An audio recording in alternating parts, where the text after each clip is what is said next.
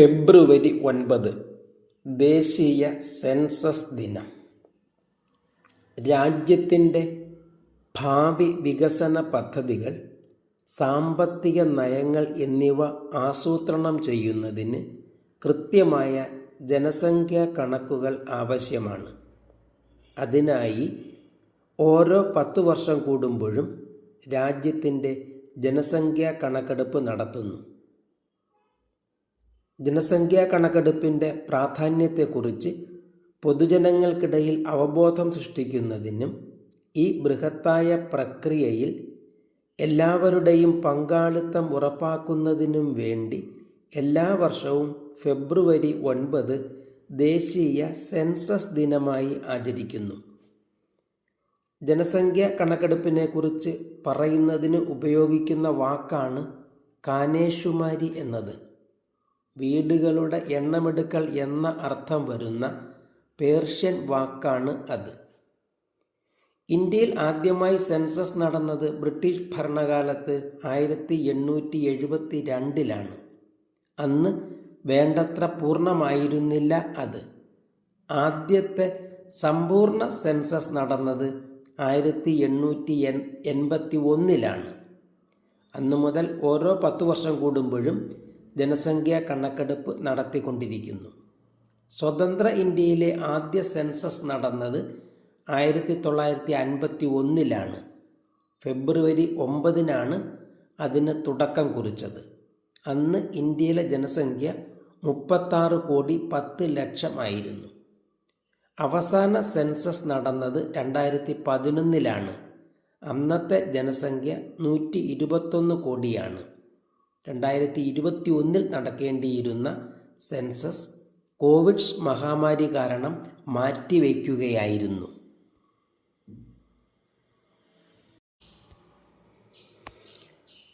ബാബ ആംദെ ചരമദിനം.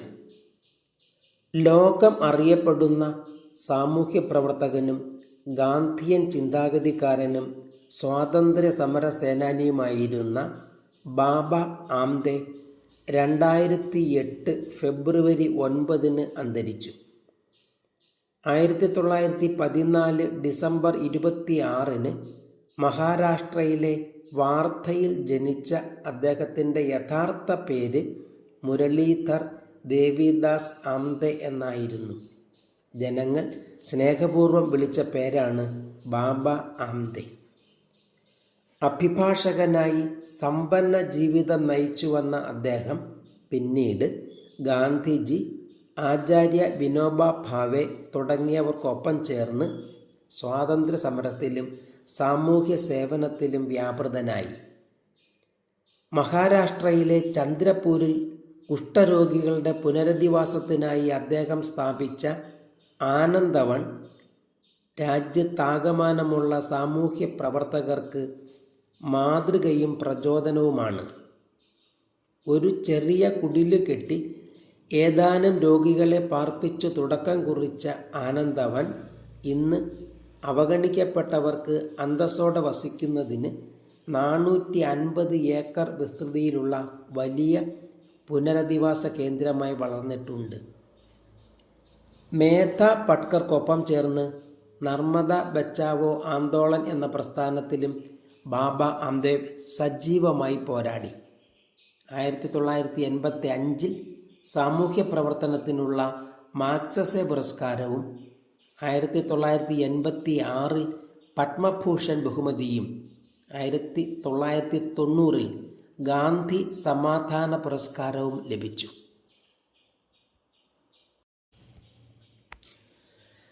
Dostoevsky ചരമദിനം.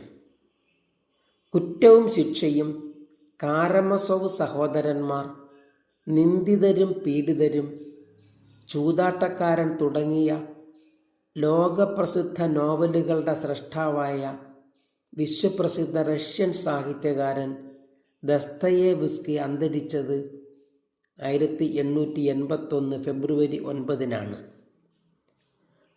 1821 October 30 മോസ്കോയിലാണ് അദ്ദേഹം ജനിച്ചത്.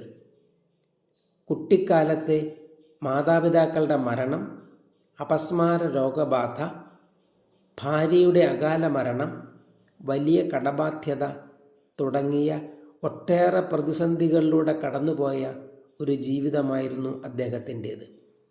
Novel രചനയിൽ സഹായിയായി എത്തുന്ന അന്ന എന്ന സ്റ്റെനോഗ്രാഫറെ വിവാഹം കഴിക്കുന്നതോടെ ജീവിതത്തിൽ വലിയ മാറ്റങ്ങൾ ഉണ്ടാകുന്നു.